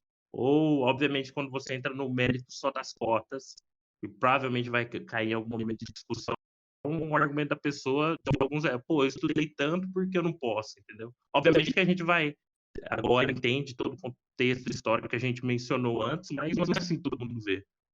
Então, eu vejo que nesse movimento hoje antirracista falta um certo, por exemplo, esse sentimento revanchista, por assim dizer, tem ganhado mais força. E, bom, isso daí é capaz de gerar até mais discussões, mais tensões, do que propriamente criar um cenário benéfico. Então você está dizendo que você vê duas soluções, uma num aproximamento da comunidade discriminada para ensinar melhor os que estão discriminando, como o Daryl Davis fez, e o outro seria não fazer tanta protesto que pode Não, ficar não, violento, é o que você está dizendo? não, eu acho que essas escaladas de tensões, etc., é um tipo de forma de que eles encontraram de protesto efetivo. Eu acho que, no fim das contas, vão Uhum. acabar optando por uma ou outra. Ou você vai ter uma abordagem mais assim, ou você vai ter o pessoal vai pistolar de vez e vai querer levar tudo por esse lado, entendeu? O pessoal, eu não sei, tô tendo dificuldades em entender sua perspectiva aí, porque tá dizendo como se fosse algo preto e branco, quando a gente falou nas últimas 3 horas aqui que não é bem assim, né. Mas hoje a narrativa é essa, e até o fato de você mencionar o próprio BML é prova disso. Hoje ele é a cara do movimento antirracista. E, obviamente, É, ele sendo como foco, a narrativa principal vai ser dele. E, bom, obviamente não é um movimento pacífico, por assim dizer, né? mas quem é ele? Tem um nome? Tem um líder? Tem uma organização? É um exército? Tem. Não, a BML tem sim, tem sim lideranças e tudo, obviamente. Sim, mas não é consolidado, não é um exército, é um movimento, não é uma instituição. É uma frase que na verdade surgiu de uma pessoa no Twitter, acho que em 2014 ou 2016, algo assim, que foi um sentimento que falou: "Não, vidas negras importam". E esse hashtag aí explodiu e as pessoas simpatizaram com isso e, lógico, começaram a se organizar, mas em virtude desse sentimento, não vamos derrubar o governo dos Estados Unidos. Pode ser que até exista, mas estamos falando de muitas pessoas em muitas situações diferentes e funções diferentes, não de um grupo bem definido, orientado a um objetivo estrito. Até porque os juízes nos Estados Unidos, os políticos, que também tem muitos que se enxergam nessa luta, compartilham desse sentimento e apoiam o movimento, mas como movimento, não como instituição armada, um Black Panthers aí que você, não sei, talvez esteja imaginando. Mas eu não vejo nenhuma evidência preocupante nesse sentido, baseado no que eu vejo, né? Pode ser que você esteja vendo coisas diferentes. Não sei, eu vejo que tem um certo problema de identidade hoje nos Estados Unidos americanos por conta de tudo que está acontecendo e, obviamente, isso se reflete em toda essa tensão. E, bom, eu espero também que não chegue a um nível tão extremo, mas, enfim, o que eu vejo, eu vejo duas vertentes hoje do movimento antirracista que seriam essas, uma mais, talvez, não, um sentimento mais de frustração, né, mais combativa, e uma outra talvez seja mais, bom, mais, como eu posso dizer, Mas amigável, não sei gradual. se amigável é a palavra certa, mas mais madura no sentido de lidar com isso. Bom, aconteceu isso mesmo e a gente tem que deixar, tem que melhorar, entendeu? Não necessariamente, tipo assim, o outro te deve alguma coisa, que também é um discurso que você escuta muito, né? Eu não sei se faz tanto sentido que eu tô falando assim, mas é um sentimento, meu sentimento que eu tenho em relação a isso é dessa forma. É um sentimento bem típico. Bom, eu acho que temos que sempre considerar que a solução para o problema não é uma, não é duas, são múltiplas e se estendem em várias iniciativas. Então não é que do dia para a noite vai acordar e o mundo já esqueceu o que é racismo. Mas algo que eu sim descobri ou internalizei melhor em todas essas pesquisas aí é que isso não está desassociado de emoções, não é uma conta de matemática, não é por mais estrutural que seja, não está 100% enraizado simplesmente em políticas e leis. Existe hostilidade, sim, em muitas bolhas aí. Aqui no Brasil, por sorte, talvez visivelmente, né, menos explícitas do que nos Estados Unidos com certos grupos, mas aqui também tem. A gente viu vídeos aí até do interior que a gente habita aqui de pessoas demonstrando toda essa hostilidade aí. Isso existe. E existe, como você comentou, uma frustração do lado contrário também. Mas eu não represento e não quero falar dessa experiência. Eu só entendo que muitas pessoas podem se chegar numa relação abusiva por toda essa discriminação estrutural. E quando você está numa relação abusiva, fazendo analogia com relação romântica, doméstica, né, você pode muito compreensivelmente chegar num ponto em falar: ah, eu te dava 3 socos, mas agora eu dou 2, olha como eu tô melhorando. Eu só te dou 1, agora eu só te xingo. Olha só, antes eu te espancava, mas agora eu só te abuso verbalmente. Olha que melhor que eu tô. Eu entendo que essa perspectiva é compreensível e eu não me vejo no lugar de sendo a pessoa que foi abusada, talvez não diretamente, mas como geração ou como grupo, de falar: ah, tá errado isso, não é construtivo isso. Acho que tem vários parâmetros aí, mas o que eu quero compartilhar é que eu entendo esse sentimento, assim como eu entendo o sentimento do grupo abusador que se vê numa melhora gradual como mais do que suficiente. Falando que, olha como tá melhor, mas esquecendo que geracionalmente ou socialmente, não falando de indivíduos, você ainda tem as prisões com mais de 60% de negros, você ainda tem as comunidades carentes, com mais de 80%, 90% do mesmo grupo. Então, esses são discursos que não se alinham muito bem com realidades, e são coisas graduais, que realmente pode ser frustrante ao ponto em certa hostilidade ser, ouso dizer, quase que natural. E como eu disse lá no começo, a pergunta é como não poderia ser, eu também faço para esse argumento aí, se colocando do outro lado da moeda. Você acha que realmente teria, você usou a palavra maturidade aí, para se colocar na situação contrária e falar, aham, tem que ser gradual e apaziguador no máximo possível. Entendo logicamente que não ser assim implica em outros problemas, mas se são problemas que são justificados ou não, se tem o seu mérito ou não, aí eu já não me arrisco a dizer não, porque, de novo, essa experiência, por muita sorte e privilégios, eu não tenho, e não quero falar por quem as tem ou teve, enfim. Mas saindo um pouco desse contexto mais emocional, que de novo estou reconhecendo que aqui, por mais acadêmico que a gente queira ser, tem um elemento pessoal envolvido, não só como indivíduo, mas como grupo de pessoas. Mas saindo um pouco disso, olhando alguns pontos aí que nas minhas pesquisas eu vi como passos na direção correta, não dizendo que esse é necessariamente o caminho mais válido, mas acho que todos estamos de acordo que a questão de educação é primordial, né? Porque, como a gente descobriu aqui ao longo das últimas horas, tem muita coisa nessa história de racismo aí que ninguém nunca contou pra gente na escola ou em qualquer outro contexto.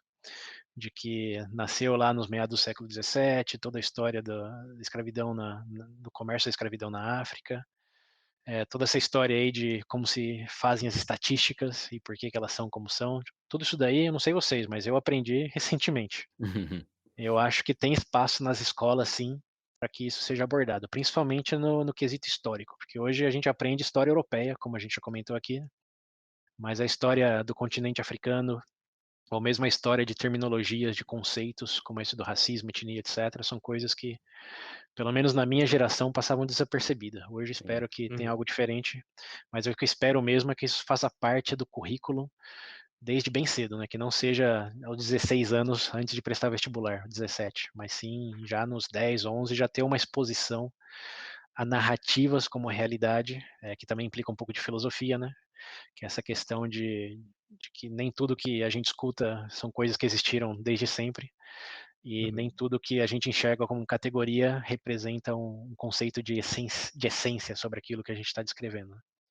Isso eu acho que já fica mais na filosofia. Mas enfim, o ponto é, tanto matéria história como filosofia, acho que na educação primária deveria incorporar um pouco mais desses fatos e dados que compartilhamos aqui, para que as pessoas cresçam sabendo que sim, é uma construção social, e essa visão de essência é meio fajuta, né, porque a gente já falou as razões. Então, acho que um pouco do que o Daryl Davis está fazendo é justamente esse trabalho de educar as pessoas, de mostrar, ó, a minha essência não é ser negro, a minha essência, na verdade, não realmente existe, mas ela implica que eu sou uma pessoa que gosta de tocar música, me dediquei a isso, aprendi a fazer isso e consigo tomar cerveja com você aqui. Então, se for dar é uma essência de que eu sou humano como você e podemos ser amigos se compartilhamos os mesmos interesses. Então, acho que o que ele fez ao longo do livro, né, ele não convenceu só uma pessoa do Ku Klux Klan, ele convenceu Uhum. até hoje, segundo ele mesmo, e não tem como comprovar isso, né, mas mais de 200 membros do Ku Klux Klan Uhum. deixaram de ser, porque passaram bom, até essa exposição que eles não tinham antes, né, de realmente falar e de ter uma interação e descobrir que todas as premissas, as narrativas que eles tinham como verdades imutáveis não eram bem assim. E eu acho que isso dá para começar na escola já, não precisa de um Daryl Davis encontrar você no bar. Dá para fazer isso antes. E outra coisa, além dessa questão de educação aí, é a questão de humanização, de representatividade, que é como você não acredita numa narrativa quando você tem muito mais representatividade, como a gente começou falando, em partes negativas do que positivas da sociedade. Hoje já tem mudado, né? Já tem exemplos, mesmo nos Estados Unidos, de presidente desse grupo racial, já tem alguns exemplos de juízes na Suprema Corte, de Uhum. diretores, mas se a gente olha no geral, é minoria.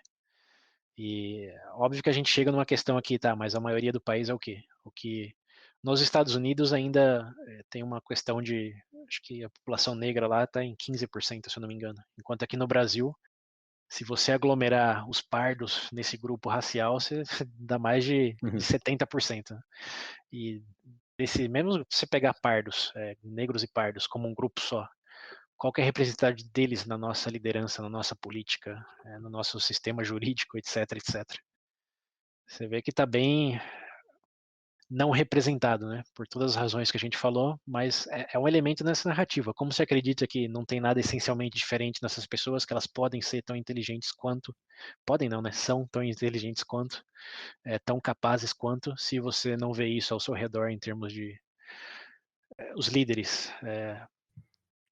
Então aí que eu acho que entra um pouco sim da questão de cotas, que a gente já falou lá no episódio do VB aqui. Naquele momento eu tinha dito que eu era contra a cota racial, porque eu via como uma bolha dentro da outra, e a questão da bolha social era muito maior do que a racial, e você resolvia uma, você resolvia a outra por consequência. Não sei se vocês lembram disso, mas eu Vagamente. fui um defensor dessa perspectiva aí, de que era mais efetivo focar na classe econômica do que no grupo racial, porque, como a gente sabe, tá bem representado um dentro do outro, né? Então tem uma bolha dentro da outra. Mas eu mudei essa perspectiva aí por duas razões. A primeira foi o contato com todo esse material aí que me fez internalizar melhor essa questão de por mais que raças realmente não existam, elas existem de uma maneira prática de que as pessoas enxergam isso e as estruturas sociais ainda se balizam por meio disso. Então, uma coisa meio que Harry Potter existe? Não, mas você compra roupa com nome, vai assistir filme, existe dinheiro, como é uma realidade, por mais que não seja biológica, é uma realidade que convivemos nela e vivemos nela. E uma das maneiras de mudar essa percepção é para uma inclusão que acho que infelizmente tem que ser forçada, porque não dá para você organicamente melhorar isso em um tempo propício. Você pode, idealmente, claro, garantir que toda comunidade carente tem uma escola tão boa como um lugar mais cêntrico, uma região urbana mais desenvolvida, ou mesmo escolas privadas. Tipo, ideal seria isso, né? Toda escola básica, toda educação básica é tão boa quanto a particular em qualquer lugar do Brasil. Mas a gente sabe isso é utópico, e o tempo para fazer isso, mesmo que, sei lá, eu não quero falar em presidente, mas vamos pensar num ditador. Tem um ditador benévolo no Brasil que fala: vou investir 80% do PIB na educação básica agora para igualar isso. Mesmo que isso acontecesse, iam demorar uns 20, 30 anos para chegar nesse ponto. E, como a gente falou, a história da marginalização desse grupo aí não, já vem de séculos. Então, e falar que vamos deixar para depois para fazer da melhor maneira, não sei se é um discurso que casa bem. Antes eu entendia como algo entendível, mas agora eu vejo como uma intervenção sim necessária para mudar essa percepção de que sim, essas pessoas não tiveram oportunidades, mas podem estar e devem estar em lugares como pessoas de outros grupos, e não vão conseguir, infelizmente, por causa de todo esse contexto, mas com uma ajudinha aqui dessa cota, consegue e a maioria se dá bem, como a gente já tinha falado lá no episódio mesmo. Quem entra por cota, diferente do que diz algumas crenças aí, não abandona a universidade, não abandona o curso, se forma e sim tem um caminho para um sucesso aí na carreira. E eu falo disso não só com perspectiva de Brasil para brasileiro, porque assim tem estudos da UFMG aí, da UNB também, que agressivamente focou nessa questão de cota racial e provou que com cota racial eles tiveram muito mais inscritos e participantes do grupo racial do que com cota socioeconômica. Então esse era um dado que eu não tinha daquela vez e que eu tenho agora. Se você tiver uma cota socioeconômica apenas, a porcentagem do grupo racial não muda. Mas se você tiver uma cota explicitamente racial, sim, você vai ter uma maior representatividade no seu grupo de alunos e futuros professores e profissionais por causa dessa cota. E isso foi validado por um instituto de instituições de ensino superior nos Estados Unidos em 2020, é bem recente, que externamente eles fizeram esse estudo aí e viram que as faculdades brasileiras que tinham cotas raciais aumentaram a representatividade de grupos de minorias raciais, aqueles que só tiveram socioeconômica não, que ficou no mesmo patamar de escolas privadas, de universidades privadas ou sem cota. Então esse agora é um dado, antes não era, mas agora realmente funciona e aumenta essa representatividade que, de novo, não é o mundo ideal, mas dado todo esse contexto aí, o mais efetivo em colocar essas pessoas numa situação de poder, porque isso no fim do dia, e não sei que vocês já assistiram um filme aí, One Night in Miami, acho que você viu, né, William? Assisti. Tem todo o discurso, esse é um que eu recomendo, que eles fazem Sim, eu uma... também. Melhor do que aquele do Judas lá que foi pra... Não vamos discutir cinema aqui. O ponto desse filme é One Night in Miami. Eles fazem um encontro fictício entre o Muhammad Ali, um cantor famoso lá que eu não vou lembrar o nome, e o Malcolm X. São 3 símbolos grandes lá que vinham um do mundo atlético, outro do mundo musical e outro do movimento de direitos civis, né? Eles fazem esse encontro fictício num quarto de hotel lá por uma noite. Eles discutem muito do que a gente está discutindo aqui, Sim. mas naquele contexto da década de 60 nos Estados Unidos. E uma das coisas que eles dizem em algum momento é que você pode falar de infinitas vertentes do racismo, mas é sobre poder. No fim do Sim. dia, é quem tem poder de decidir o quê, de influenciar o quê. E isso é algo que esse grupo racial não tem. Não tem o poder que eu falar. Quem que vai decidir mudar a abordagem policial a nível do país, ou a nível local, ou mesmo um presidente, ou mesmo a maioria num comitê jurídico? Quem que pode decidir ter políticas diferentes para esse grupo? Não são eles mesmos. São pessoas que são consequências, têm uma exposição bem limitada, como a gente está aprendendo aqui, e que têm boas intenções, mas não tem tanta representatividade em realmente assegurar de que o que está decidindo é o melhor, o que é o mais efetivo. Esse é um ponto, de que enquanto não tiverem pessoas em posição de poder para decidir o que é melhor para mitigar isso, é tudo meio que paliativo. É tudo bem apaziguador, é amigável e vamos lá, vamos que vamos, tamo junto, mas uma real mudança é mediante o poder, como a gente também falou desde o primeiro episódio, né? Que Sim. mesmo casta é uma divisão de poder, é uma estrutura de poder. E se você não tem ainda o poder transferido para esse grupo que você está discriminando, você não está realmente mudando muita coisa. Está mudando alguns efeitos, mas não a raiz do problema, que é essa falta de representatividade e poder de decisão. Então, acho que sim, cotas é uma maneira de mitigar um pouco isso. Lógico que tem seus momentos, né? Não deve ser presente para sempre, senão que enquanto a gente tiver essa desproporcionalidade aí entre nossa liderança e nossa composição demográfica. Hoje está absurdamente Hum, desequilibrada, né? Mas um sim. momento em que se aproximar de um 50-50, aí eu já acho que o problema será outro e as variáveis outras, e aí sim, acho que todo mundo vai concordar que não precisa mais. Eu acho que esse é como remédio, né? Ninguém quer tomar remédio. Você toma remédio para não ter que tomar remédio depois. Eu acho que essa questão de cotas aí, tanto na universidade como cargos públicos, etc., é um pouco desse remédio aí. É azedo, é amargo, dá efeitos colaterais, mas a longo prazo, de maneira estrutural, é o que eu hoje entendo mais resolve efetivamente o problema. Mas bem, esse Respira.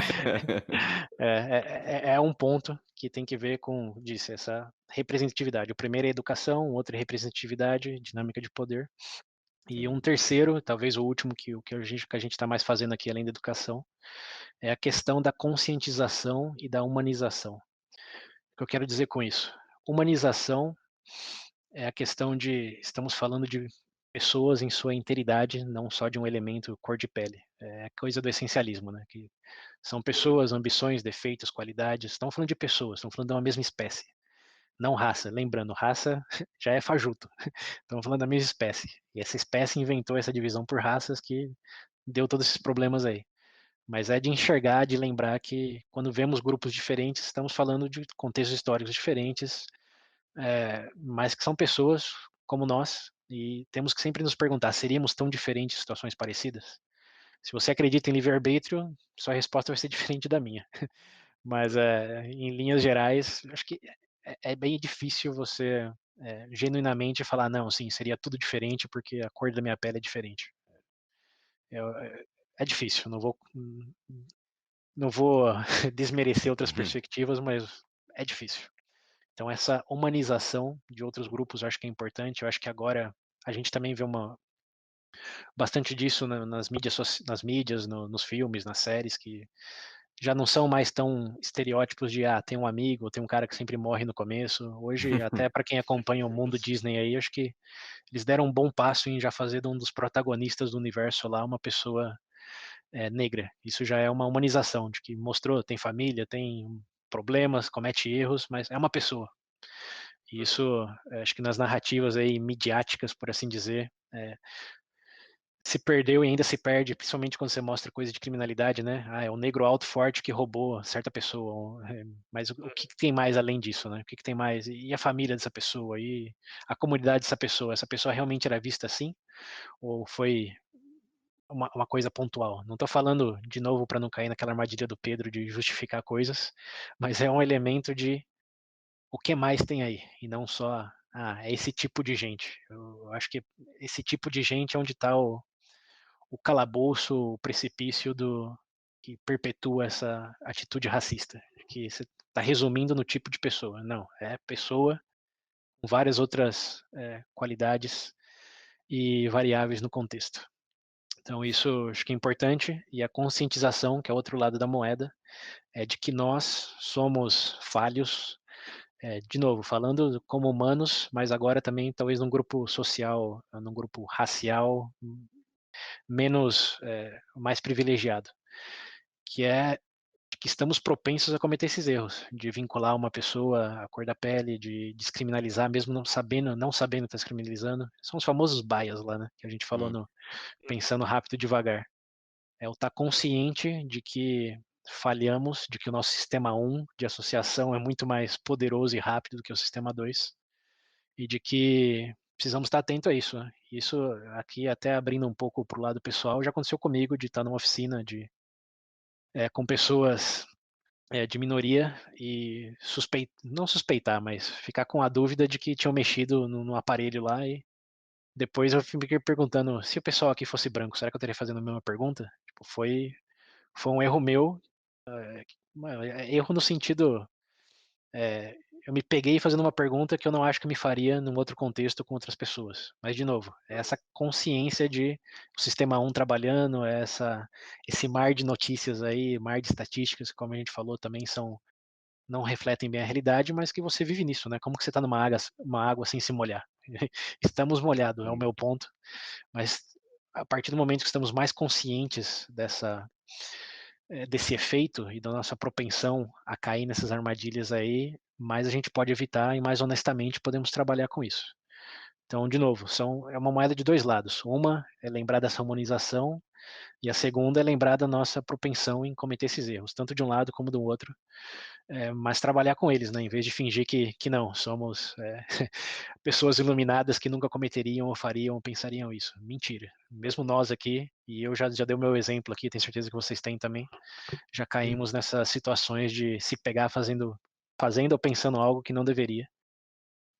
Mas o segredo está em estar atento a isso, estar consciente disso, né? Que se não fosse a consciência, se ia simplesmente viver com isso, nunca se questionando. Mas por sorte, temos o vocabulário e o conhecimento para sim fazer essa consideração. E a nível individual, acho que isso é importante, e a nível social, vai junto com a questão da educação. Aí. Acho que esses treinamentos de trabalho, de escola, de sensibilidade racial, de tendenciosas, bias, essas coisas aí, acho que tem o seu papel, sim, ao contribuir nessa essa mudança de narrativa aí, de que não é assim, é que foi assim, tem sido assim, tanto de um lado como do outro, mas pode ser diferente com base nesses pequenos preceitos ou grandes preceitos e pequenas atitudes.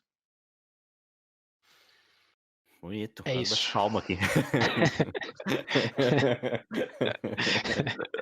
Sem palavras. Mas não estou discursando, estou realmente Não, sim, compartilhando sim. pontos que eu acho que são importantes. Infelizmente, acho que são meio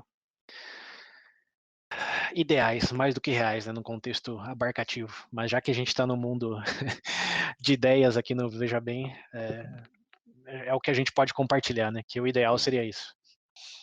Tem que mirar pro alto, rapaz. Sei lá, já que estamos aqui, né? Acho que uma maneira também é compartilhar esse tipo de conteúdo, né? Com pessoas que vocês sabem que teria um benefício em se expor a ele. Acho que isso também Sim. vem dessa questão de conscientização, Vai ver que educação. alguém da Então, KKK ou neonazi escuta isso e para de graça. sim, acho que manter o engajamento, por mais irônico que tenha sido essa frase, acho que engajamento nesse tópico também é importante. Como a gente começou o episódio lá, tem muita gente que acha que falar de racismo é racista, como o próprio Morgan Freeman. Mas, depois de toda essa jornada aqui, eu vejo muito pelo contrário, que tem muita coisa que a gente não sabe, pode Sim. aprender, deve aprender. Então, manter isso em Uhum. pauta, por mais desconfortável que seja, acho que também é um passo nessa direção aí. Sim. E aproveitando um gancho, tomem esse passo com a gente, recomendem o Veja Bem, mandem esse link aí para os Uhum. amigos, familiares, Isso. participem conosco nessa jornada aqui, que foi curtinha, né? Só durou umas 4 horas no total aí, tô achando. 4? Mas- Só 5 você tá, hein? Mas podemos dizer que chegamos a uma conclusão. Sim. Mas também um tema como esse, não tinha como a gente tratar em um episódio de 1h30. Né? Muitas variantes. Ainda assim, a gente, por muito provavelmente, deixamos muitas coisas de fora também. Sim, E muitas, outra, mas os vocês links estão na vão- referência. Calma, gente, pensa pelo lado bom. Realmente, apesar de a gente falar que questão de ser ideal ou não, as coisas estão tomando um passo certo. E realmente, em termos de divulgação, do dia a dia, etc., hoje é muito mais fácil, abertamente, divulgado esse tipo de conteúdo, né? Esse tipo de ideal. Então, não tem por que ficar tão triste por ser ideal, né? Pelo menos é uma meta a tentar se atingir aí. Tem que ser otimista, porque a alternativa é pior. Se tiver o caos.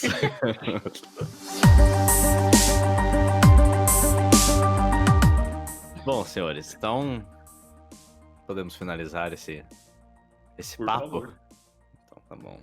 Uhum. Bom, como o César disse aí, compartilhem, né? O William Essa nossa O William conversa tá aqui. emocionado. O William tá emocionado pra fazer o encerramento. Compartilhe essa nossa conversa aí. Você sabe que a gente tá em todas as plataformas, no YouTube, inclusive. Então, compartilhem, como o César disse aí.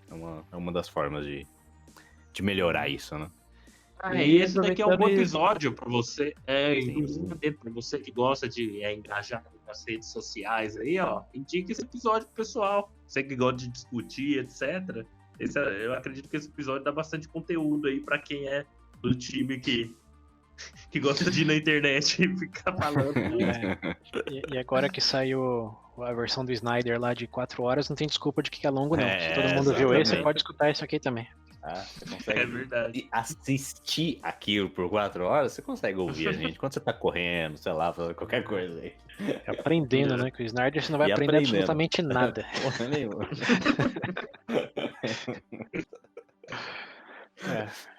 Bom, para quem quiser fazer isso com a gente também, lembrando, estamos presentes em várias mídias sociais aí, incluso no WhatsApp, que para quem não lembra o número é 19 98 908 1238. Repetindo, 19 98 908 1238. E segue a gente lá no Instagram também, que de vez em quando eu vejo uns pingados lá que começam a seguir a gente. Então, seguem lá que quanto mais vocês seguirem, né? Quanto mais perto vocês estiverem ali da gente, mais vocês vão saber quando a gente lançar alguma coisa, tiver alguma novidade, etc. isso. E pra Mais interagir impacto. também, né? Se quiserem mandar alguma mensagem pra gente. Uhum. Isso aí, oportunidades aqui não faltam, diferente de tudo que a gente falou no episódio. É isso aí, gente. Não é bom? É isso aí, Boa. galera. Então, Valeu a encerramos por paciência, aqui. valeu a atenção e até o E até a próximo tópico simples e fácil de resolver que trataremos. Nossa Senhora. É isso aí. Próxima. Aguardem.